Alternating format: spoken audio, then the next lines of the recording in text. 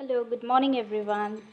So, in the previous class, we studied about the test of starch, protein, and fat, and we talked about in the components of food and how are they necessary, what are their usage in our body, how do they help us. Fine. And in today's class, we are going to study about balanced diet as well as we will talk about deficiency disease. Balance diet के बारे में पढ़ेंगे और deficiency disease के बारे में पढ़ेंगे। ये क्या होता है, क्यों होता है, कैसे होता है। Fine, so let's start. So we need energy for various externals as well as internal activities. सारी इंटरनल और इंटरनल एक्टिविटीज़ के लिए हमें एनर्जी की ज़रूरत होती है। We also need nutrients for the growth and maintenance of body and these are obtain from food. ये तो आपको पहले से ही पता है कि फूड से ही हम ये न्यूट्रिएंट्स जो हैं वो हमारी बॉडी की ग्रोथ और मेंटेनेंस के लिए बहुत ही इम्पॉर्टेंट हैं और ये न्यूट्रिएंट्स हमें फूड से मिलते हैं। So for a healthy body it is necessary to have food containing all the essential nutrients. सारे एसेंशियल न्यूट्रिएंट्स के साथ फूड को लेना बहुत ही ज़रूरी है एक हेल्दी बॉडी के लिए। For example carbohydrates, fats, proteins, vitamins, mineral, dietary fibres and water in right quantity. ये सारे जो न्यूट्रिएंट्स हैं, ये सारे न्यूट्रिएंट्स हमें इक्वल और राइट क्वांटिटी में चाहिए होती हैं। सच food is called balance diet. जब वो सारे मिनरल्स, विटामिन्स और मीन्स ये सारे जो इसेंशियल न्यूट्रिएंट्स हैं वो इक्वल क्वांटिटी, राइट क्वांटिटी में हमारी फूड में अवेलेबल होते हैं, ऐसे फूड को हम बैलेंस डाइट कहते हैं। A single food item is not sufficient to provide all nutrients. In order to take all nutrients, we have to take mixture of food items, each of which is rich in and sufficient for the particular nutrition. ये सारे जो nutrients हैं इनको equally लेने के लिए हम एक फूड ले नहीं सकते। एक फूड में ये सारे न्यूट्रिएंट्स हमें नहीं मिलेंगे।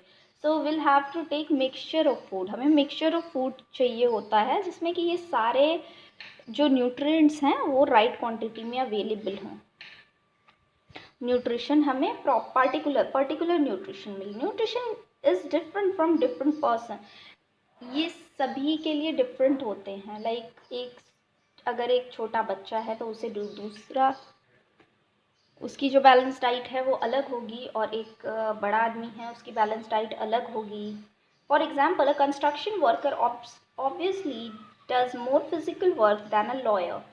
एक कंस्ट्रक्शन वर्कर जो है वो एक लॉयर की कंपैरिजन में ज़्यादा वर्क करता है, इसलिए उसको ज़्यादा एनर्जी की ज़रूरत होती है लॉयर से। तो इसलिए उसका जो बैलेंस डाइट है वो ज़्यादा एनर्जी कंटेन करना चाहिए और उसकी जो फूड है उसमें कार्बोहाइड्रेट और फैट की अमाउंट ज़्यादा होनी चाहिए। The definition of balance diet changes with our age. हमारी एज के साथ भी ये बैलेंस डाइट चेंज होता रहता है। इट इज़ बिकॉज हमारी बॉडी में भी चेंजेस होते हैं और हमारी बॉडी की एक्टिविटीज़ में भी चेंजेस होते हैं। सो डाइट जो है वो सपोर्टिव होना चाहिए इन चेंजेस को अडॉप्ट करने के लिए। And so one must consume appropriate diet, that is balance diet required at that age. हर एज के हिसाब से जो डाइट ज़रूरी है वो ही हमें लेनी चाहिए, उतना ही बैलेंस डाइट लेना चाहिए। Even at the same age different people may have same diet, may not have same diet, बल्कि सेम एज पे भी डिफरेंट बॉडीज़ की डिफरेंट नीड होती हैं। लाइक बैलेंस डाइट भी सेम एज में भी दो लोगों की अलग बैलेंस डाइट हो सकती है। जैसे कि एक बॉय की बैलेंस डाइट डिफरेंट होती है और एक गर्ल की डिफरेंट होती है, बल्कि अलग अलग प्लेस टू प्लेस और सीज़न टू सीज़न भी ये वैरी करती है। For getting the balance diet it is not necessary to have expensive food items.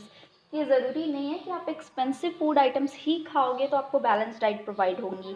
ठीक है, in fact simple meal can also serve the purpose. Simple meal से भी हमें बैलेंस डाइट मिल सकता है, जैसे कि mixture of cereals, mixture of rice and bajra, jowar and ragi, use of sprouted seeds, fruits like banana, guava, apple, leafy and green vegetables, fermented food like idli are cost effective and good for health। ये सारे जो food हैं ये cost effective मतलब कि हमारे लिए pocket friendly भी हैं और हमारी हेल्थ के लिए भी अच्छे होते हैं। We should also make sure that the food is cooked well. हमें ये चीज़ ध्यान देनी चाहिए कि जो फूड है वो अच्छे से पक गया हो।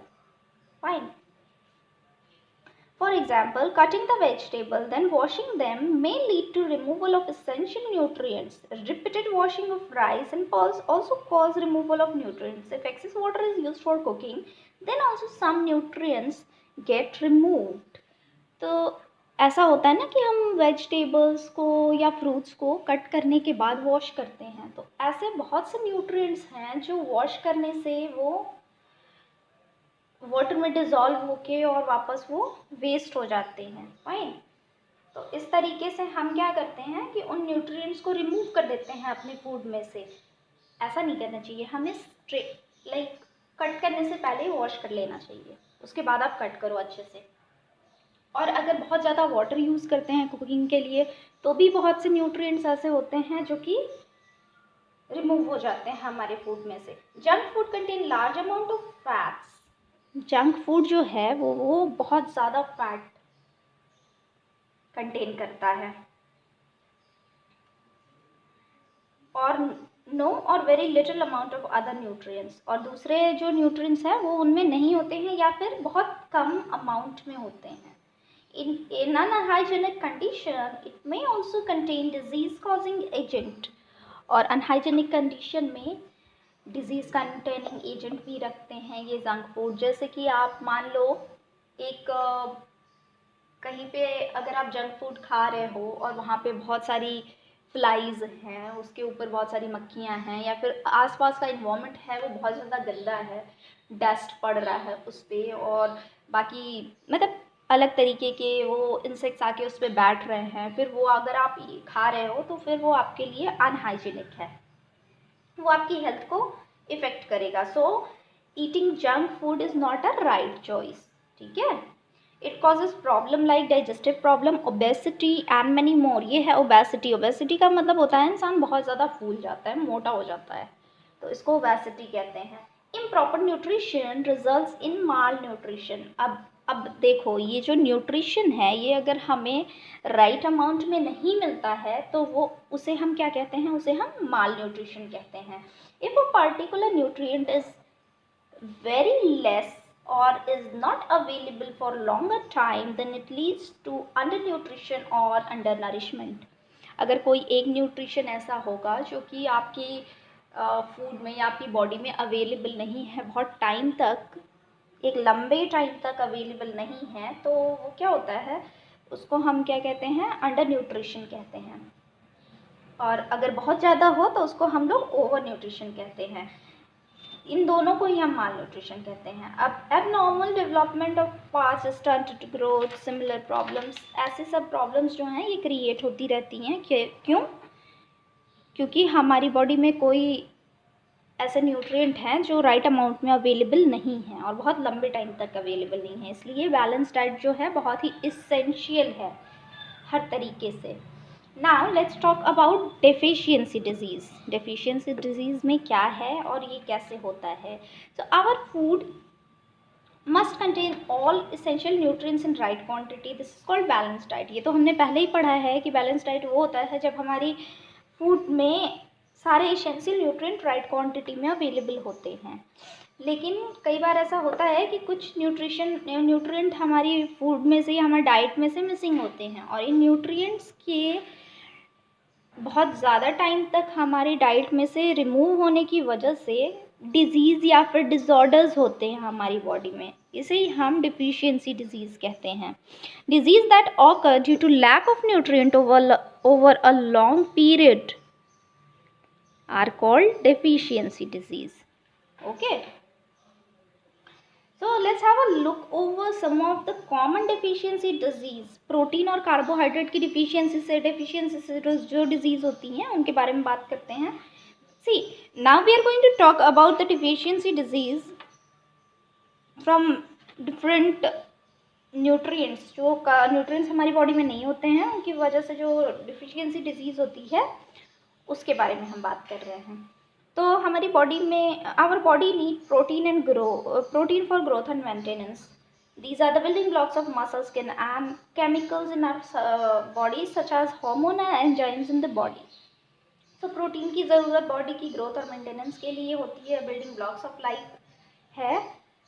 इसके बाद deficiency of protein leads to stunted growth, face swelling, discoloration of hair, skin disease, diarrhoea etcetera. तो प्रोटीन की जो कमी से हमारे डिजीज़ होते हैं वो स्टंटेड ग्रोथ, मतलब कि आपकी एज के हिसाब से आपकी हाइट नहीं होगी और फेस स्वेलिंग हो जाती है, या फिर डिस्कलरेशन, आपका जो हेयर का कलर है वो डिफरेंट हो जाएगा, मतलब सेम नहीं रहेगा. अब प्रोटीन की कमी को पूरा करने के लिए हमें कैसा फूड लेना चाहिए?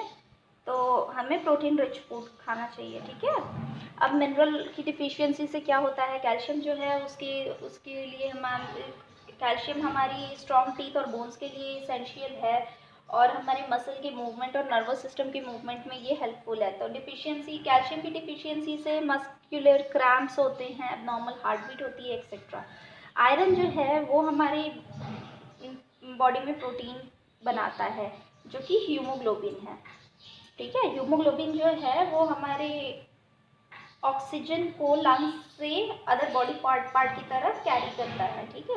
Deficiency of iron causes lack of haemoglobin. अगर आयरन की कमी होगी तो हीमोग्लोबिन नहीं बनेगा और इसलिए आपके ब्लड की जो आरबीसी हैं वो सही से नहीं बन पाती हैं, जिससे कि आपको बहुत सारी डिजीज़ होती हैं. Most important is anaemia. Anaemia होता है जो खून की कमी बोली जाती है. आयोडीन जो है इससे थायराइड हार्मोन को कैरी करने में हेल्प करता है केमिकल प्रोसेसेस में, और इसकी डिफिशियंसी से जो डिजीज़ होती है उसको हम लोग कहते हैं गॉइटर. और बच्चों में जो होता है वो मेंटल रिटार्डेशन होता है. ठीक है. Now let's talk about vitamin deficiency. So these are the vitamin deficiency. Vitamin A की डिफिशियंसी से लॉस ऑफ विजन होता है, मतलब कि आपको कम दिखाई देगा, और इट कॉजेज नाइट ब्लाइंडनेस और कंप्लीट ब्लाइंडनेस. ठीक है. विटामिन डी की कमी से क्या होता है, poor absorption of calcium and so bones become soft and weak and disease is called rickets हो जाता है. विटामिन B1 बेरी होती है, इसमें वीकनेस ऑफ मसल्स होते हैं और बहुत कम एनर्जी होती है वर्क के लिए. ठीक है. उसके बाद विटामिन सी, इससे स्कर्वी नाम की डिजीज़ होती है. स्कर्वी गम्स में से ब्लीडिंग होने लगती है. फिर कैल्शियम से तो मैंने अभी आपको बताया, आयोडीन और आयरन, ये सब तो मैंने आपको ऑलरेडी बता दिया है. Fine. So these are the deficiency disease. Now will go through the question answers. I will share the question answers with you. अगर आपको ऐसा लगे कि like you are having any type of problem, then read it again. Fine. So that is all for today. Thank you so much.